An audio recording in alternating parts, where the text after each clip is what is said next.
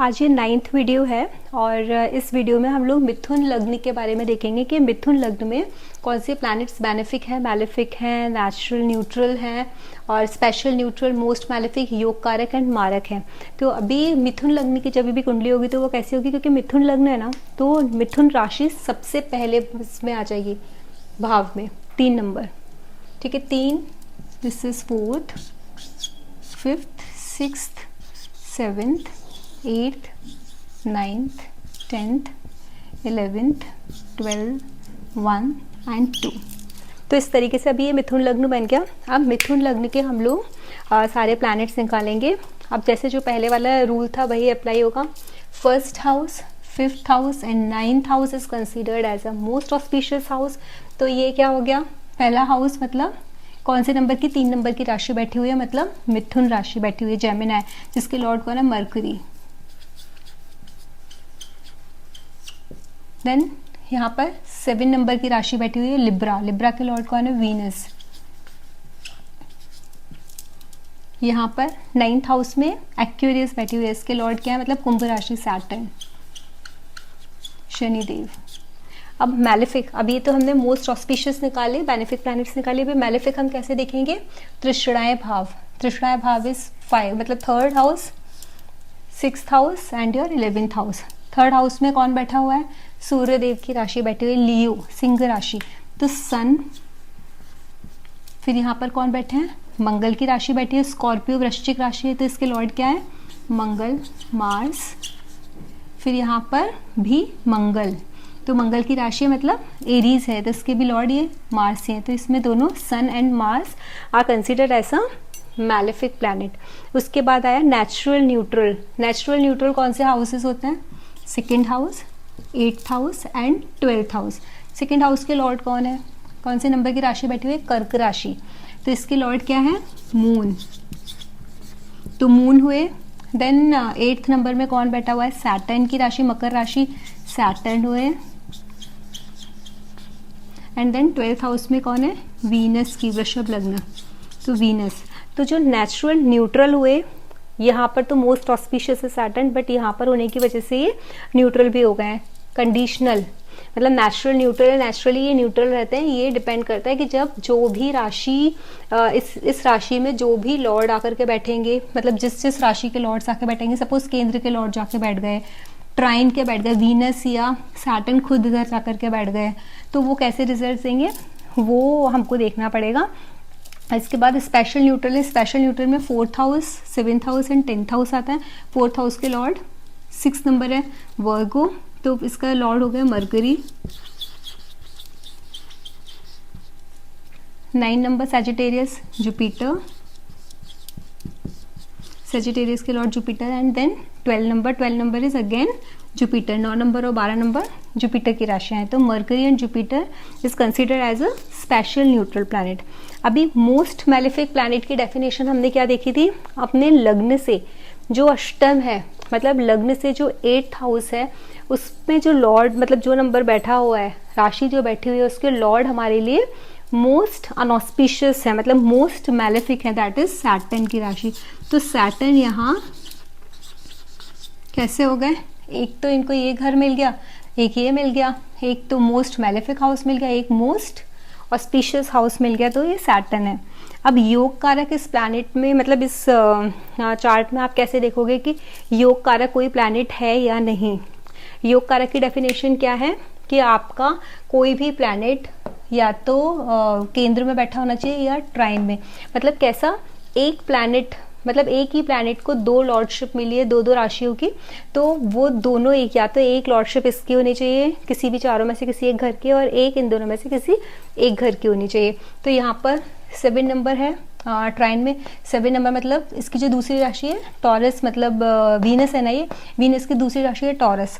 Taurus तो वहाँ चले गए, तो यहाँ पर ये तो योग कारक नहीं हुए। फिर दूसरा क्या ऑप्शन है हमारे पास, सैटर्न। सैटर्न को देख सकते हैं, क्या सैटर्न की दूसरी राशि 10 नंबर इसमें से किसी में गई है, नहीं गई है, वो भी आ गए। तो इसके लिए मिथुन लगने के लिए हम एज सच कोई भी योग कारक प्लैनेट नहीं मानेंगे।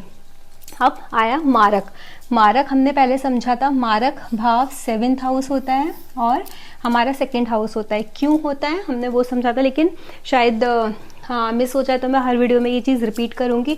8th हाउस आयु भाव होता है, 8th से 8th जब हम भावत भाव में देखेंगे 3rd हाउस होता है। तो 8th house and 3rd house is considered as a house of longevity. ये लॉन्जिविटी का हाउस है, उसका और भी ज़्यादा सूक्ष्म रूप से देखना है हमको तो ये देखना है। तो मतलब बेसिकली जब आप अपनी एज देखोगे तो ये दोनों हाउसेस को देखोगे। 12th हाउस, वहाँ से जो भी किसी भी कुंडली में हर भाव का जो 12वां होता है वो उसके लॉसेस दिखाता है। जैसे 9th हाउस है, 9th हाउस का लॉस 8th हाउस दिखाएगा। इसके लिए the most malefic 8th house को कंसीडर किया गया।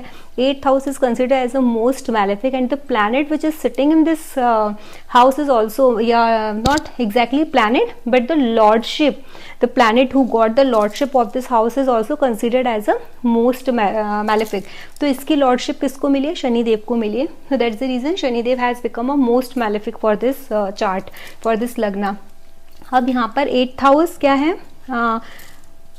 लॉस है आपके 9th हाउस का। 9th house is your luck, 9th house is your father.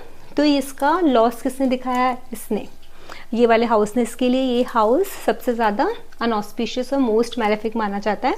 ठीक है, इसी तरीके से इस हाउस का 12th ये है। अगर आप यहाँ से गिनोगे 1 2 3 4 5 6 7 8 9 10 11 12, तो ये आ गया 12, ये लॉसेस दिखा रहा है। ऐसे ही इसका आप यहाँ से गिनते हो, ये 12th हो गया। तो जो मारक ग्रह हो गया इस कुंडली में, ये सैजिटेरियस और ये हो गया आपका कैंसर साइन, जिसके लॉर्ड कौन है? Jupiter. Jupiter is Marak for this kundali and Moon is also Marak for this kundali, for this sign। Okay, so this is the definition of the Marak। योग कारक तो कोई है नहीं है इसमें, बाकी के हमने इसमें प्लैनेट्स देख लिए। तो अभी ये जेमिनाई साइन है, जेमिनाई साइन के आप सारे प्लैनेट्स निकालो, सारे प्लैनेट्स निकाल करके आपकी कुंडली में क्या प्लैनेट किधर बैठा है। तो सबसे पहले आप अपनी कुंडली में ये देखो कि आपकी अगर जेमिनाई मतलब मिथुन लग्न की कुंडली है तो आपके लिए कौन कौन से प्लैनेट्स अच्छे हैं, कौन से बुरे हैं। बेनिफिक में देखो मरकरी आया, वीनस आया, सैटर्न आया, but Saturn is considered as a most malefic also. तो यहाँ पर क्या होगा? मतलब नेचुरल न्यूट्रल भी आया है, यहाँ पर नेचुरल न्यूट्रल भी है, मोस्ट बेनिफिक भी है, मोस्ट मैलेफिक भी है। तो अभी इसमें सैटर्न 8th हाउस के लॉर्ड है, 9th हाउस के लॉर्ड है। अभी ये देखना है ये सैटर्न इस कुंडली में जाकर के बैठे कहाँ हैं, इसके स्वामी होकर के। अगर ये ना लग्न में या तो बैठे हैं या केंद्र में किसी भी जगह बैठे हैं या फिर ट्राइन में बैठे हैं, ये सारे अच्छे घरों में कंसिडर होता है। सपोज यहाँ पर सैटर्न बैठ गए हैं, लेकिन जैसे हम लोग बोलते हैं ना जुपिटर का एस्पेक्ट आया तो अभी बहुत अच्छा हो जाएगा, क्योंकि वो नैसर्गिक रूप से शुभ ग्रह हैं, जैसे हमने पहले उसमें पढ़ा हुआ था पहले के वीडियोस में। तो वो नैसर्गिक रूप से, लेकिन इस कुंडली में आप देखोगे जुपिटर तो मारक है। अगर जुपिटर का एस्पेक्ट सैटर्न पर आ जाएगा तो Saturn already is a lord of inauspicious house, most malefic के हैं। यहाँ पर या तो अगर जुपिटर साथ बैठ जाएंगे तो भी, जुपिटर अगर अपना एस्पेक्ट कर देंगे तो भी that will not considered as a very good. जहाँ हम लोग इसीलिए ना हमको हर कुंडली का ये मालूम होना बहुत ज़रूरी है कि किस कुंडली का कौन सा प्लैनेट योग कारक है, कौन सा प्लैनेट मारक है। अब मारक अगर प्लैनेट आपके 8th हाउस के लॉर्ड को और आपके डेस्टिनी गॉड है, ये आपके भाग्य के भी दाता है ना। आपके भाग्येश कौन हुए इस वाली कुंडली में? आपके भाग्य के भाग्येश हो गए सैटर्न। अब सैटर्न आपके भाग्य को आपका मारक ग्रह देख रहा है, मून देखे या फिर ये देखे, तो क्या वो अच्छा होगा? वैसे भी वो बेचारा परेशान है क्योंकि उसको 8th हाउस मिला है। तो इसके लिए आपको प्लैनेट्स की कंडीशन देखना है। अगर इसका एस्पेक्ट आया अच्छा नहीं है, इसका आया अच्छा नहीं है, तृष्णा है 5 8, मतलब सूर्य का और मंगल का भी एस्पेक्ट अगर इन पर आ गया तो भी अच्छा नहीं। मंगल ऑलरेडी मैलेफिक है, सन भी क्रूर ग्रह में कंसीडर होते हैं, तो उसका मतलब बहुत अच्छा इम्पैक्ट नहीं आएगा। हाँ, अगर ये जेमिनाई लग्नेश के साथ बैठ जाए सैटर्न एंड मरकरी तो ये शुभ फल देंगे, क्योंकि ये एक शुभ स्थान के भी लॉर्ड हैं, इनकी अशुभता यहाँ पर रही नहीं। प्लस ये भी देखना पड़ेगा कि जो 8th हाउस है ना हमारा, ये हाउस तो नहीं पीड़ित। इस हाउस में राहु बैठ गए हैं अगर आकर के और मंगल बैठ गए हैं आकर के, तो क्या हो गया? मंगल तृष्णाय भाव के लॉर्ड है, राहु ऑलरेडी मैलेफिक में कंसीडर होते हैं। कैसे? नेचुरल मतलब कंडीशनल मैलेफिक और बेनिफिक्स जो हमने पढ़े थे। तो यहाँ पर अगर ये किसी खराब घर के लॉर्ड के साथ बैठ जाएंगे और खराब हाउस में बैठ जाएंगे तो क्या हो जाएगा? तो ये भी मैलेफिक अपना फल देंगे, मतलब अशुभ फल देंगे। तो यहाँ पर अगर ये मंगल के साथ बैठ गए तो ये मतलब शनि के लिए, मतलब 8th हाउस के लिए 8th हाउस पीड़ित हो गया। अब इसके लॉर्ड यहाँ बैठ गए, थोड़ा सा उन्हें राहत मिल गई क्योंकि लग्नेश उसके साथ आ गए। क्योंकि इस वाली कुंडली के लॉर्ड कौन है? मरकरी।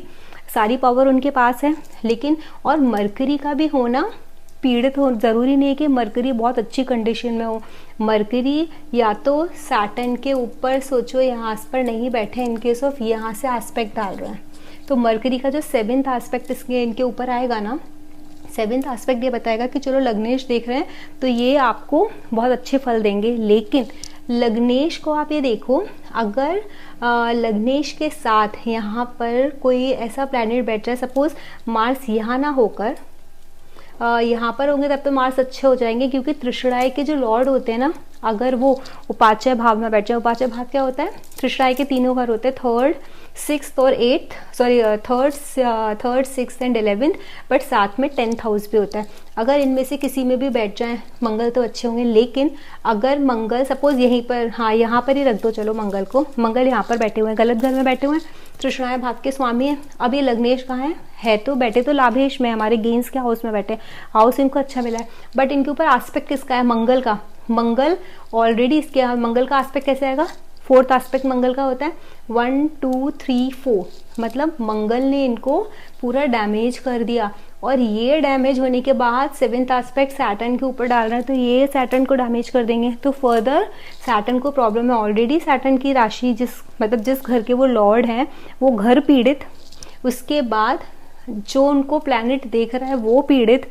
अगर यहाँ पर मंगल नहीं होते, सपोज मरकरी एकदम फ्री होते, तो यहाँ पर किसी का एस्पेक्ट नहीं है मरकरी के ऊपर, तो मरकरी बहुत अच्छा देंगे। आप लोगों ने बहुत सुना होगा कि जुपिटर बेनिफिक है, जुपिटर देख रहे हैं हमारे उस हाउस को, लेकिन फिर भी हमको लॉस हो रहा है। आपको ये देखना पड़ेगा कि जिस लग्न की वो पत्रिका है, उस लग्न की पत्रिका में जुपिटर की कंडीशन क्या है। जैसे ये लग्न की, अगर यहाँ जुपिटर बैठ करके, सपोज जुपिटर यहाँ बैठ गए, 7th एस्पेक्ट से इसको देखेंगे लग्न को, ठीक है। 5th एस्पेक्ट किधर डालेंगे? 5th एस्पेक्ट यहाँ डालेंगे, 9th एस्पेक्ट इस पे डालेंगे। इन्होंने क्या किया? मारक भाव के स्वामी होके वहीं, मतलब जिस भाव के स्वामी है वहीं बैठ गए, तो इनको प्रबलता मिल गई। प्लस ये किसको डैमेज कर रहे हैं? अपने से 5th, 1 2 3 4 5, 5th को, जहां पर मरकरी बैठा है, 5th को, लग्न को, और फिर 3rd हाउस को, मतलब सूर्य के। ऑलरेडी ये तृष्णाय भाव है, तो इसको क्या करेंगे? ये तो डैमेज करेंगे ना। अब आप ये सोचो कि आपको प्रॉफिट नहीं हो रहा है, लाभ का भाव है, आपको प्रॉफिट नहीं हो रहा, कैसे प्रॉफिट हो जाएगा? सैटर्न आपको एस्पेक्ट कर रहे हैं। सैटर्न क्या? सैटर्न सुखी है, पहले वो देखना है। क्यों? क्योंकि सैटर्न है तो भाग्य के स्वामी, जो यहाँ पर आके बैठ गए। एक त्रिकोण से निकल के दूसरे त्रिकोण में बैठना बहुत अच्छी कंडीशन मानी जाती है। एक त्रिकोण का स्वामी दूसरे त्रिकोण में जाकर के बैठ जाए तो that is a excellent position, but ये पीड़ित नहीं होने चाहिए। तो ये सारे रूल्स हैं, धीरे धीरे हम लोग पढ़ेंगे। अगर कुछ पूछना है तो आप इस वीडियो में पूछ सकते, कमेंट सेक्शन में मैं रिप्लाई करूंगी। Thank you.